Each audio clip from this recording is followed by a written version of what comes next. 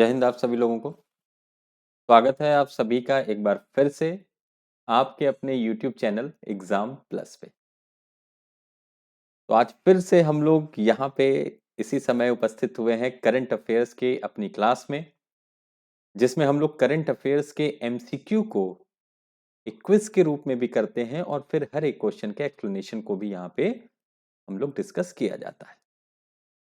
चलिए शुरू करते हैं आज के अपने सेशन को। लेकिन आज के सेशन को स्टार्ट करने से पहले आप सभी लोग जल्दी जल्दी से वीडियो को लाइक कर दीजिए, सब्सक्राइब कर दीजिए अगर आपने अभी तक सब्सक्राइब नहीं किया हुआ है चैनल को, और शेयर भी कर दीजिए अपने ग्रुप्स में ताकि ज़्यादा से ज़्यादा लोग जुड़ सकें और इसका लाभ ले सकें। आइए शुरू करते हैं आज का अपना पहला क्वेश्चन करंट अफेयर्स के MCQ की क्लास का। ऐसा wolumbins.nov NOV is a recently discovered and rare dash species: snake, frog, spider and gecko। असला वॉलम्बिन्स .nov हाल ही में खोजा गया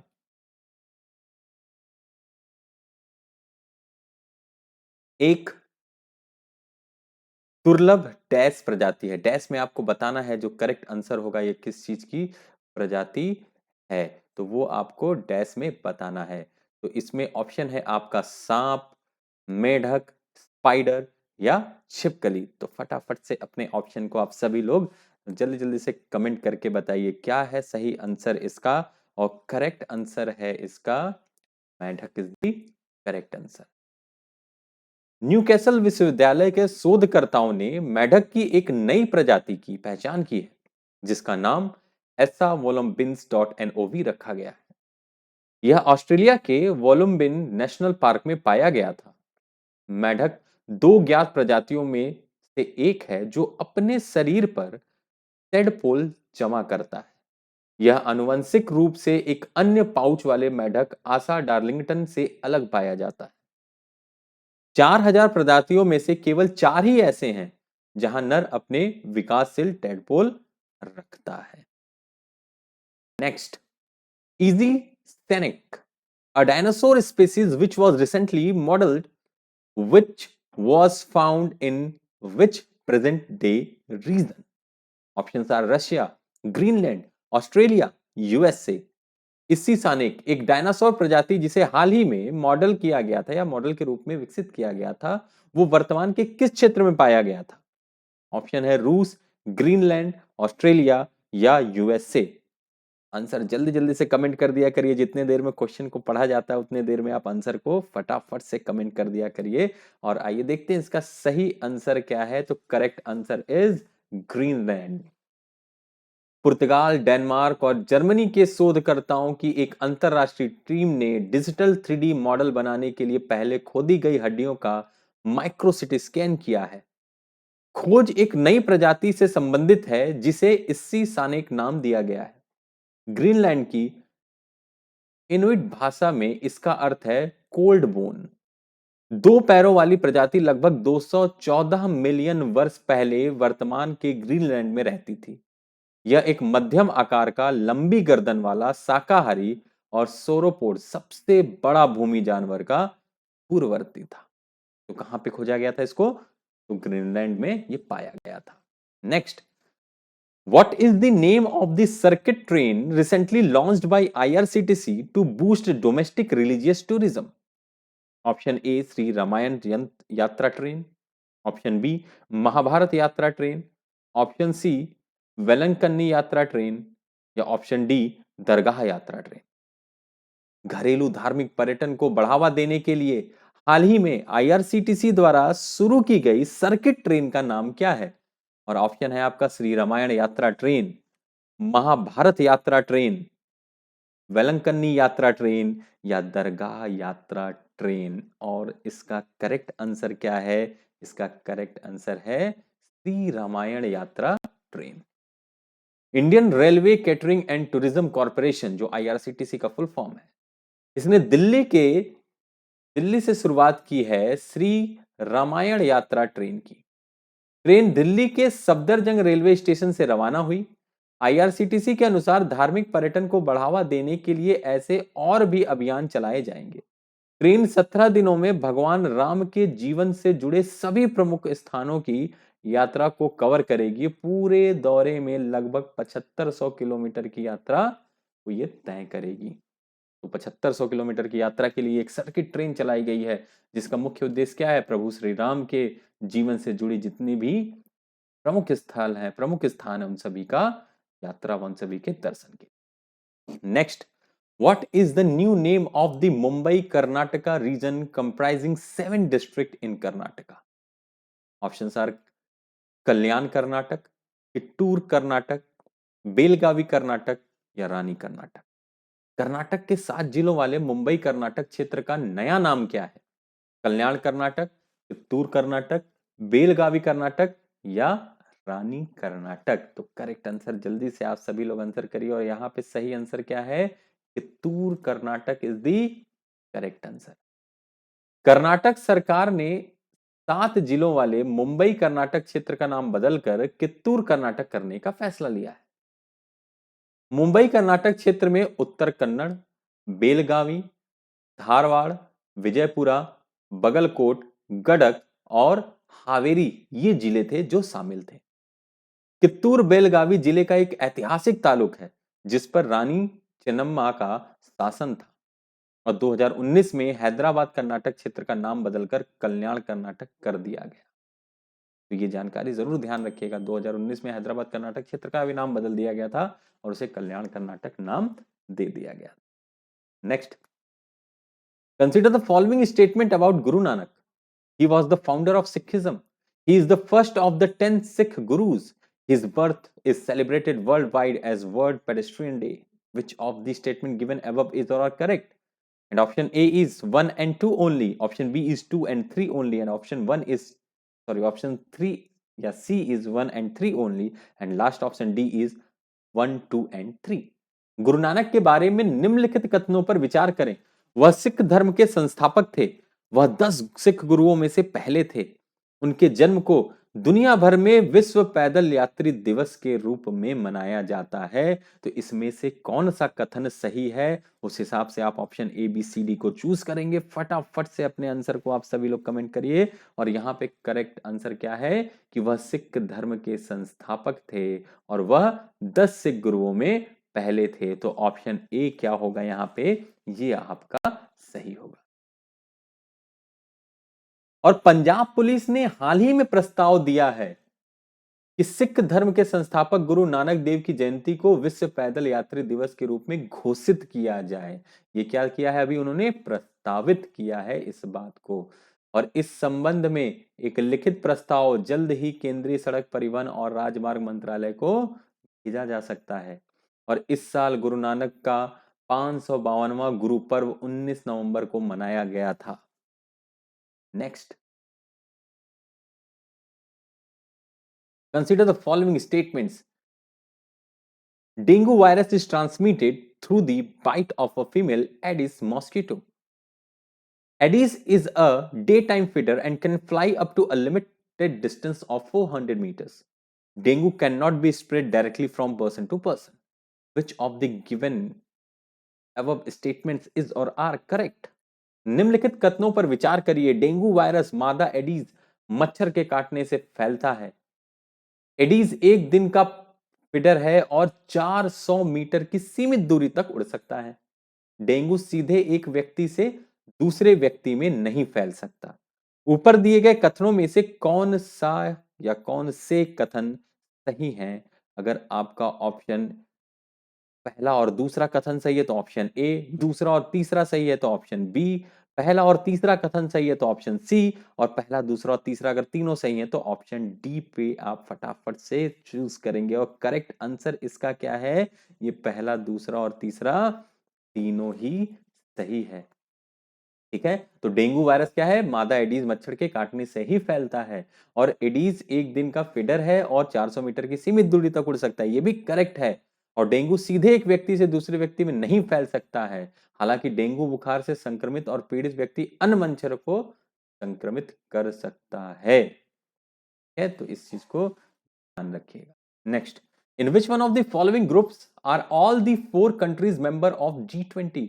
Argentina, Mexico, south Africa and Turkey, Australia, Canada, Malaysia and New Zealand, Brazil, Iran, Saudi Arabia and Vietnam, Indonesia, Japan, Singapore and south Korea. निम्नलिखित में से किस समूह के सभी 4 देश G20 के सदस्य, मतलब ये जो ऑप्शन दिया, जैसे ऑप्शन ए में आपको दिया अर्जेंटीना, मैक्सिको, दक्षिण अफ्रीका और तुर्की, तो ये अगर आपको ऑप्शन दिया है तो अगर ये चारों देश G20 में हैं तो ऑप्शन ए सही होगा। तो इसी तरीके से ऑप्शन बी दिया हुआ है ऑस्ट्रेलिया, कनाडा, मलेशिया और न्यूजीलैंड। ऑप्शन सी दिया हुआ है ब्राजील, ईरान, सऊदी अरब और वियतनाम। और ऑप्शन डी दिया हुआ है इंडोनेशिया, जापान, सिंगापुर और दक्षिण कोरिया। तो कौन से वो समूह है इसमें से जो G20 के सदस्य हैं? और करेक्ट आंसर क्या है आपका? करेक्ट आंसर है option A is the correct answer. ये देखिए G20 की अगर बात करें तो G20 में आपके कौन से देश हैं?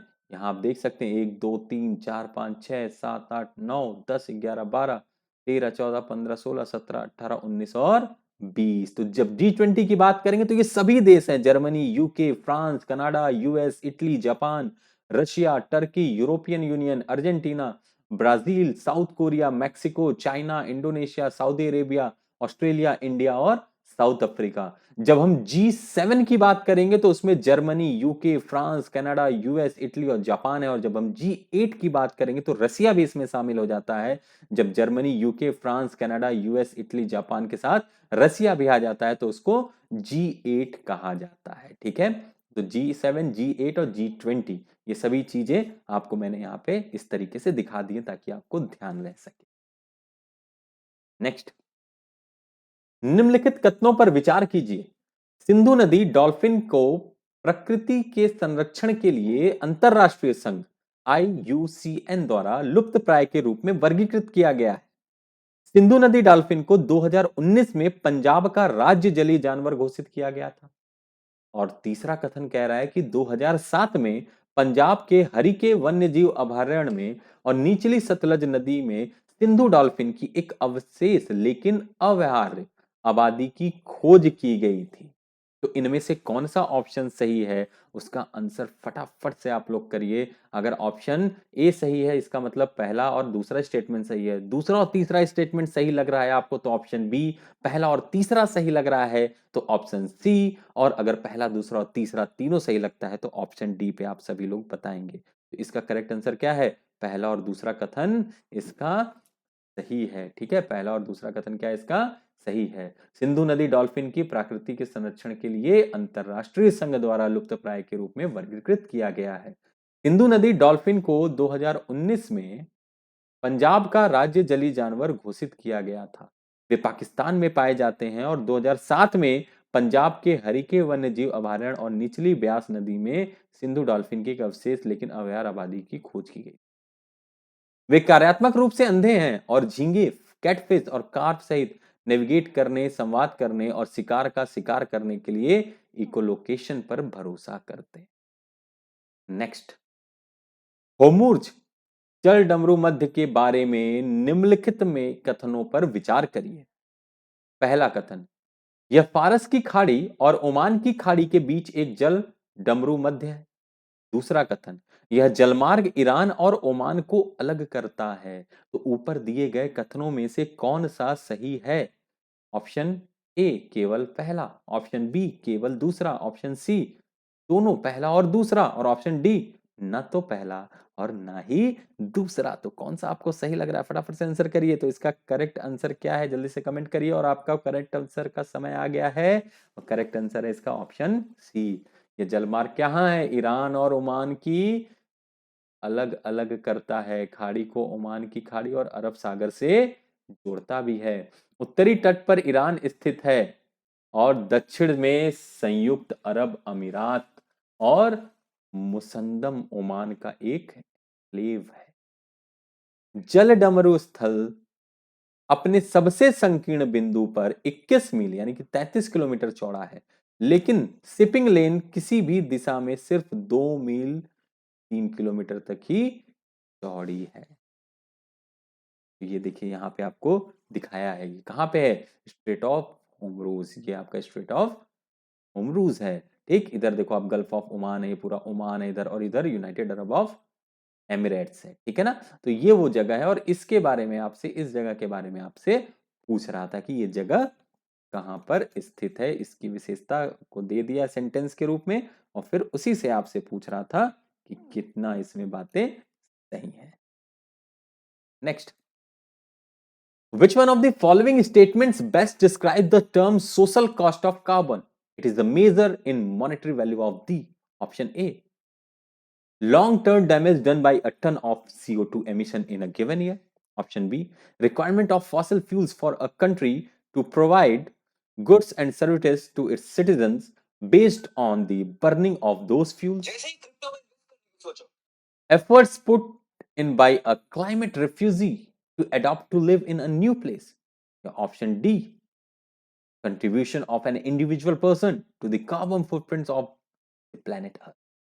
निम्नलिखित में से कौन सा कथन कार्बन की सामाजिक लागत शब्द का सबसे अच्छा वर्णन करता है? यह उपाय है मौद्रिक मूल्य में।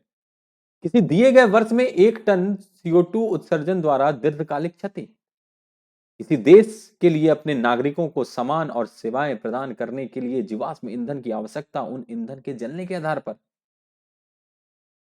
ऑप्शन सी, एक नए स्थान पर रहने के लिए अनुकूलन करने के लिए एक जलवायु शरणार्थी द्वारा किया गया प्रयास। या ऑप्शन डी, गृह पृथ्वी पर कार्बन पदचिह्न में एक व्यक्ति का योगदान। तो कौन सा ऑप्शन आपको सही लग रहा है? जल्दी से आप सभी लोग फटाफट से कमेंट करिए कौन सा ऑप्शन आपको सही लगता है और इसका करेक्ट आंसर क्या है। किसी दिए गए वर्ष में 1 टन CO2 उत्सर्जन द्वारा दीर्घकालिक क्षति। तो कार्बन की सामाजिक लागत किसी भी समय एक अतिरिक्त टन ग्रीन हाउस गैस के उत्सर्जन के कारण होने वाले प्रभावों को सीमांत लागत, जिसमें पर्यावरण और मानव स्वास्थ्य पर गैर बाजार प्रभावों को शामिल किया गया है। 1 टन उत्सर्जित कार्बन डाइऑक्साइड पर मूल्य लगाने का उद्देश्य नीति निर्माताओं या अन्य विधायकों को यह मूल्यांकन करने में सहायता करना है कि क्या जलवायु परिवर्तन को रोकने के लिए बनाई गई नीति उचित है। इसके लिए वो जरूरी है। Question number 31, with reference to pulse production in India, consider the following statements. Statement 1, black gram can be cultivated as both kharif and rabi crop. Statement 2, green gram alone accounts for nearly half of pulse production. And option 3, in the last 3 decades, while the production of kharif pulse has increased, the production of rabi pulses has decreased. Then which of these statements given above is or are correct? Option A, only 1. Option B, 2 and 3 only. Option C, 2 only. या option D 1, 2 and 3। Bharat में दलहन उत्पादन के संदर्भ में निम्नलिखित कथनों पर विचार करिए। काले चने की खेती खरीफ और रबी दोनों फसल के रूप में की जा सकती है। दलहन उत्पादन का लगभग आधा हिस्सा अकेले हरे चने का होता है। पिछले 3 दशकों में जहां खरीफ दलहन का उत्पादन बढ़ा है, वहीं रबी दलहन के उत्पादन में कमी आई है। तो ऊपर दिए गए कौन सा कथन सही है? ऑप्शन ए आपका केवल अगर पहला सही है, ऑप्शन बी अगर दूसरा और तीसरा सही है, ऑप्शन सी अगर केवल दूसरा सही है, या ऑप्शन डी अगर पहला दूसरा और तीसरा तीनों ही सही है। और करेक्ट आंसर क्या है इसका? तो फटाफट से आंसर करिए। करेक्ट आंसर है स्टेटमेंट 1 सही है। दालें तीनों मौसमों खरीफ, रबी और जायद में उगाई जाती हैं। और दूसरा गलत है। चना सबसे मुख्य दाल है, लेकिन कुल उत्पादन में लगभग 40% का हिस्सेदारी है। इसके बाद तुअर अरहर 15 से 20% है और उड़द, काली मटपे और मूंग लगभग 8 से 10%। तीसरा गलत क्यों है? इसमें रिवर्स करेंगे तो ट्रू है। मतलब क्या हुआ है यहाँ पे? खरीफ दलहन का उत्पादन घटा है और रबी दलहन का उत्पादन क्या है? वो बढ़ा है। इसलिए इसका रिवर्स करेंगे तो वो सही हो। नेक्स्ट,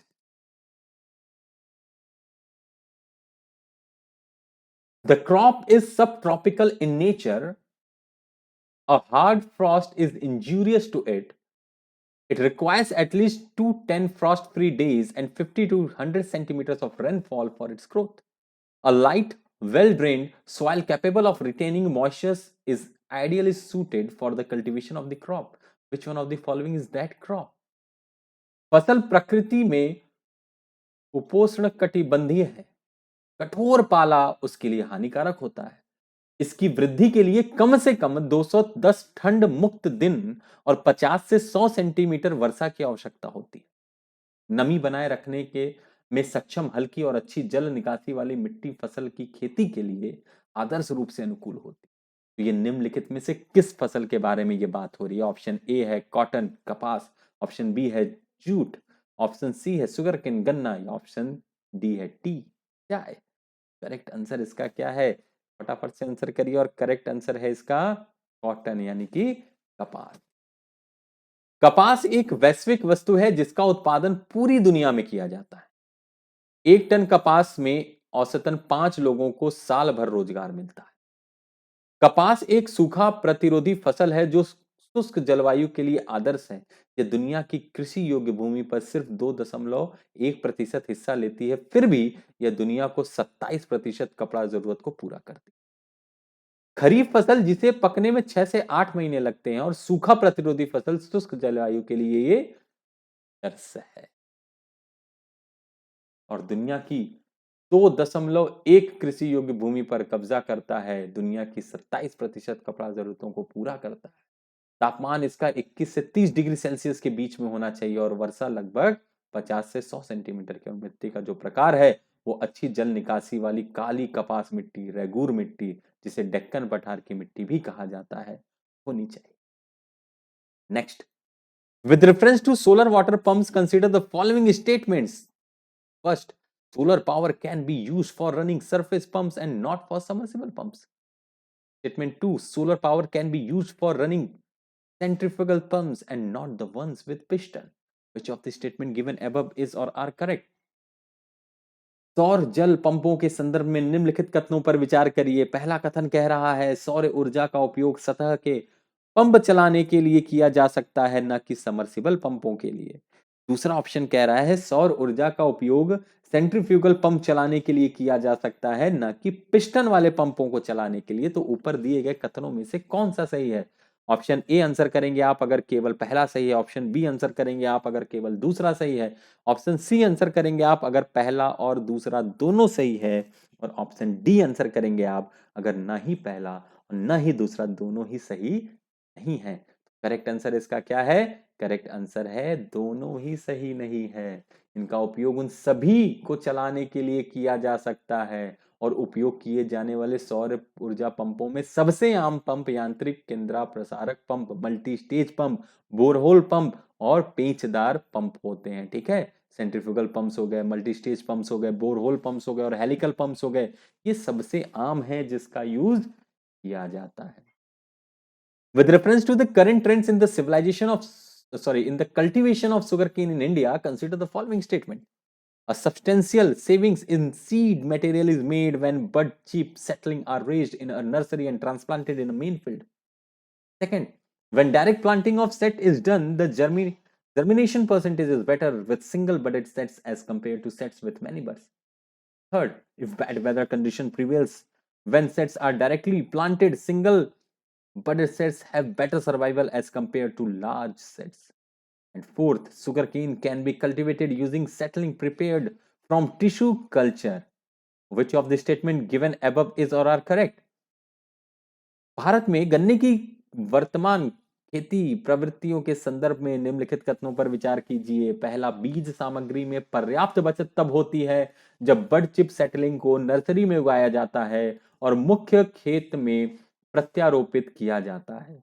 दूसरा, जब सेटों की सीधी रोपाई की जाती है और कई कलियों वाले सेंटों की तुलना में सिंगल बेडेड सेंटों के का साथ अंकुरण प्रतिशत बेहतर हो।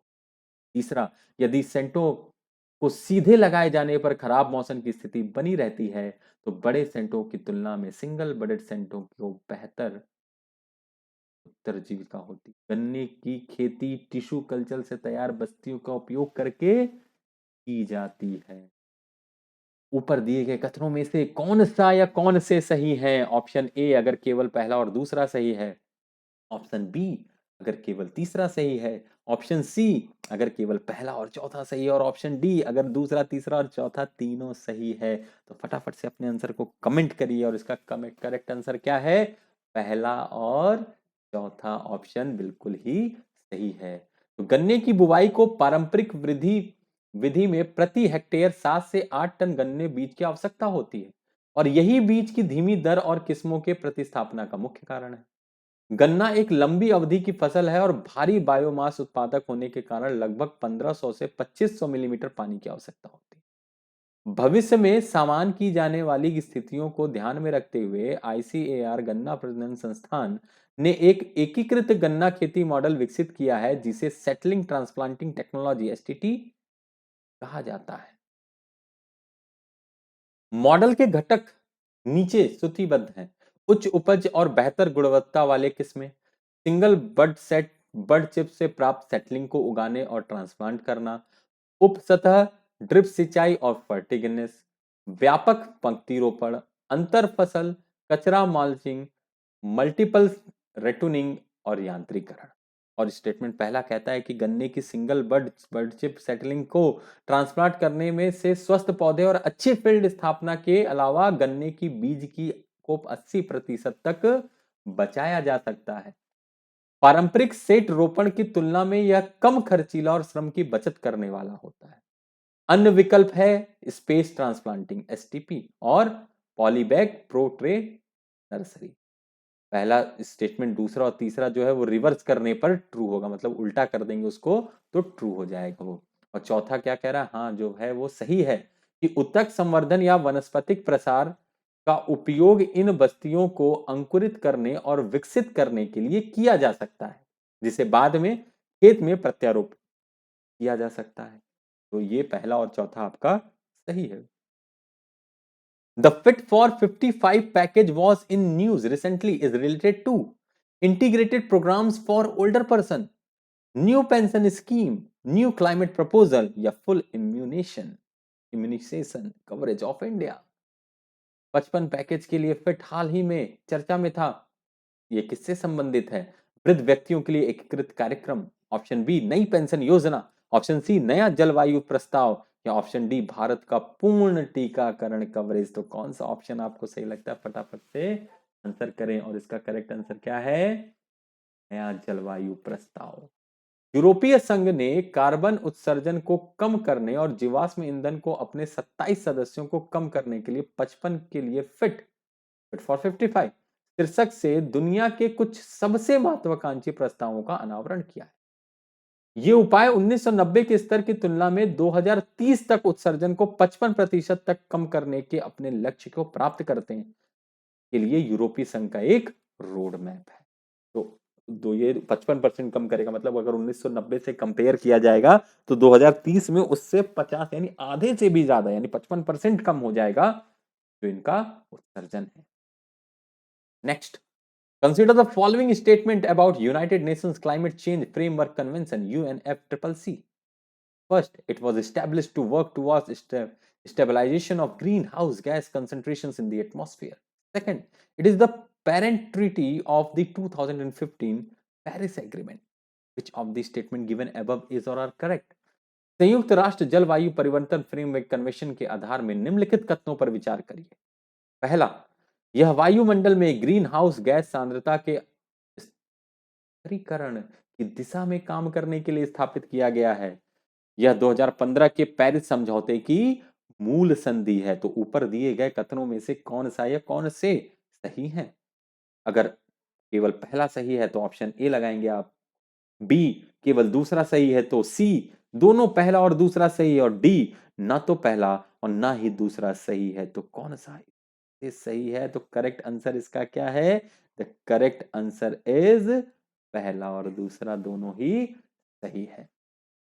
यूएनएफसीसीसी को 1992 में रियो अर्थ समिट में अपनाया गया था जिसे ने जलवायु परिवर्तन की समस्या का सामना करने के लिए अंतरराष्ट्रीय समुदायों के पहले ठोस प्रयास की शुरुआत की थी। रियो कन्वेंशन के रूप में भी जाना जाता है। यूएनएफसीसीसी ने पृथ्वी के वायुमंडल में ग्रीन हाउस गैसों की सांद्रता को स्थिर करने के लिए कार्रवाई के लिए एक रूपरेखा की स्थापना। यूएनएफसीसीसी 1994 में लागू हुआ और दुनिया के लगभग सभी देशों में अब इस पर हस्ताक्षर कर दिए।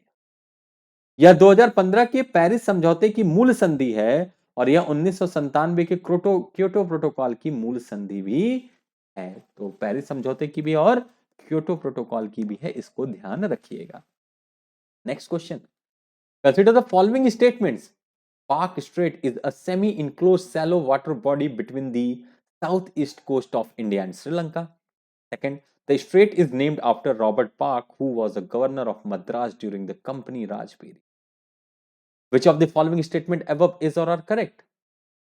निम्नलिखित कथनों पर विचार करिए। पहला, पाल्क होगा, ठीक है, पाक नहीं, पाल्क जल डमरू मध्य भारत और श्रीलंका के दक्षिण पूर्वी तट के बीच एक अर्ध संलग्न उथला जल निकाय है। दूसरा, स्ट्रेट का नाम रॉबर्ट पाल्क के नाम पर रखा गया है, जो कंपनी राज में के दौरान मद्रास के गवर्नर थे। तो ऊपर दिए गए कथनों में से कौन सा या कौन से सही हैं? ऑप्शन ए केवल पहला, ऑप्शन बी केवल दूसरा, ऑप्शन सी दोनों पहला और दूसरा, और ऑप्शन डी ना तो पहला और ना ही दूसरा। तो इसका करेक्ट आंसर क्या है? करेक्ट आंसर है ऑप्शन बी। पाक खाड़ी भारत और श्रीलंका के दक्षिण पूर्वी तट के बीच एक अर्धसंलग्न उथला जल निकाय है। पाक जल डमरू मध्य भारत के तमिलनाडु राज्य और श्रीलंका के द्वीप राष्ट्र के उत्तरी प्रांत के जाफन जिले के बीच एक डल जमरू बनते हैं। यह उत्तर पूर्व में बंगाल की खाड़ी को दक्षिण पश्चिम में पाक खाड़ी से जोड़ती है। स्ट्रेट का नाम रॉबर्ट पार्क के नाम पर रखा गया है, जो कंपनी काल में मद्रास के गवर्नर थे। थर्ड लास्ट क्वेश्चन आज का, consider the following statement about national mission for clean Ganga NMCG. First, it was registered as a society on 12th August 2011 under the Society Registration Act 1860. Second, it has a two-tier management structure and comprises of government council and executive committee. Third, the Director General of NMCG is an additional secretary in Government of India. Which of the statements given above is or are correct? राष्ट्रीय स्वच्छ Ganga mission के बारे में निम्नलिखित कथनों पर विचार करिए। पहला, इसे सोसाइटी पंजीकरण अधिनियम 1860 के तहत 12 अगस्त 2011 को एक सोसाइटी के रूप में पंजीकृत किया गया था। दूसरा, इसकी 2 स्तरीय प्रबंधन संरचना है और इसमें शासी परिषद और कार्यकारी समिति शामिल है।